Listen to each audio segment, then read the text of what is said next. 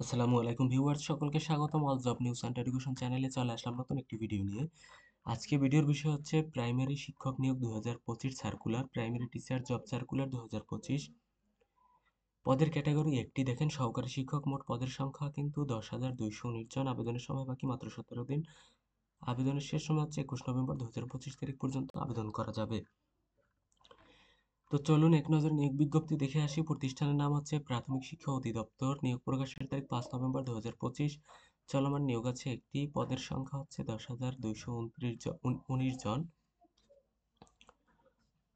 বয়সসীমা হচ্ছে 21 থেকে 32 বছর হতে হবে। চাকরির ধরন হচ্ছে সরকারি চাকরি। অফিসিয়াল ওয়েবসাইট এবং আবেদনের লিঙ্ক আমার ডিসক্রিপশন বক্সে পেয়ে যাবেন।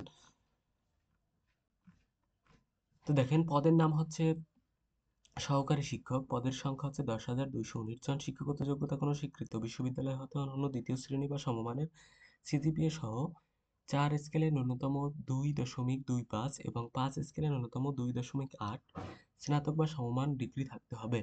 অন্যান্য যোগ্যতা হচ্ছে শিক্ষা জীবনে কোনো স্তরে তৃতীয় বিভাগ বা সমমানের জিপিএ অথবা তৃতীয় শ্রেণী অথবা সমমানের জিপিএ গ্রহণযোগ্য হবে না। মাসিক বেতন হবে 13 গ্রেডের, মানে 11,000 টাকা থেকে 26,590 টাকা পর্যন্ত। জাতীয় বেতন স্কেল 2015 অনুযায়ী।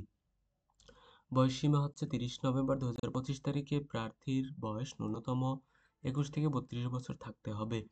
আমি আবারও বলছি, আবেদনের শেষ সময় হচ্ছে 21 নভেম্বর 2025 তারিখ পর্যন্ত আবেদন করা যাবে। এটা হচ্ছে তাদের অফিসিয়াল নিয়োগ বিজ্ঞপ্তি, যা ইতিমধ্যে আলোচনা করা হয়েছে। শিক্ষাগত যোগ্যতা সহ শর্তাবলীর ক্ষেত্রে বলা হয়েছে আগ্রহী প্রার্থীগণকে অনলাইনে আবেদন করতে হবে। আবেদন গ্রহণ শুরু হবে 8 নভেম্বর 2025 তারিখ থেকে এবং শেষ হবে হচ্ছে 21 নভেম্বর 2025 তারিখ পর্যন্ত। আবেদনের লিঙ্ক আমার ডিসক্রিপশন বক্সে পেয়ে যাবেন, সেখান থেকে আপনি আবেদন করতে পারবেন। এবং দেখেন এখানে কিন্তু পরবর্তীতে লিখিত পরীক্ষা বা বাস্তবায়িত চূড়ান্ত পরীক্ষার পর থেকে আবেদনকারী এসএমএস এর মাধ্যমে প্রবেশপত্র ডাউনলোডের লিঙ্ক প্রদান করা হবে। এখানে পাসওয়ার্ড এবং হচ্ছে ইউজার আইডি দেওয়া হবে, সেটা কিন্তু আপনাকে সংরক্ষণ করতে হবে। অনলাইনে আবেদনপত্র প্রার্থীর প্রদত্ত মোবাইল নম্বরে ফোনে পরীক্ষা সংক্রান্ত যাবতীয় যোগাযোগ সম্পন্ন করা হবে বিধায় উক্ত নম্বরটি সার্বক্ষণিক সচল রাখার জন্য বলা হয়েছে। এবং সরকারি প্রাথমিক বিদ্যালয় শিক্ষক নিয়োগ বিধিমালা 2025 অনুযায়ী নির্বাচিত প্রার্থীকে নিজ নিজ উপজেলা অথবা থানায় নিয়োগ দেওয়া হবে। আপনারা যেখানেই মানে যে উপজেলা সেখানেই আপনারা নিয়োগ পাবেন এবং আবেদন যে উপজেলা শিক্ষা থানার অনুকূলে নির্ধারিত থাকবে। দেখেন এখানে বলা হয়েছে আবেদনকারী যেই উপজেলা অথবা শিক্ষা থানার স্থায়ী বাসিন্দা তার প্রার্থিতা উক্ত উপজেলা অথবা শিক্ষা থানার অনুকূলে নির্ধারিত থাকবে এবং তার নিয়োগ সংক্রান্ত যাবতীয় কার্যক্রম তদনুযায়ী নিয়ন্ত্রিত হবে।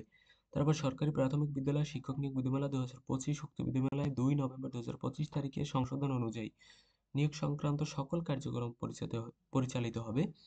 যেটা মানে 25 সালে যেটা আপনার সংশোধন করা হয়েছে, ওই সংশোধনের নিয়ম অনুযায়ী আপনাকে মানে এইগুলোই অনুসরণ করা হবে। বিবাহিত মহিলা প্রার্থীগণ আবেদনে তাদের স্বামী অথবা পিতার স্থায়ী ঠিকানার যে কোনো একটি আবেদন করতে পারবেন। মানে যারা বিবাহিত মহিলা তাদের হয়তো স্বামী দিতে হবে এবং অথবা পিতার স্থায়ী ঠিকানা যে কোনো একটিতে আবেদন করতে পারবেন। তবে এই দুটি স্থায়ী ঠিকানার মধ্যে তিনি যেটি আবেদনে উল্লেখ করবেন তার প্রার্থীদের সেই উপজেলা অথবা শিক্ষা থানার জন্য বিবেচিত হবেন। ধরেন একজনের বাড়ি হচ্ছে ধরেন ঝালকাঠি সদর উপজেলায়, কিন্তু তার বিবাহ হয়েছে ঝালকাঠি বা পিরোজপুর জেলায়। তো এখন উনি যেই আবেদনের সময় যেই ঠিকানা দেবে ঝালকাঠি হয়তো বা পিরোজপুর, যেই ঠিকানা দেবে ওই ঠিকানায় কিন্তু তার প্রার্থীতা দেয়া হবে বা ধরা হবে।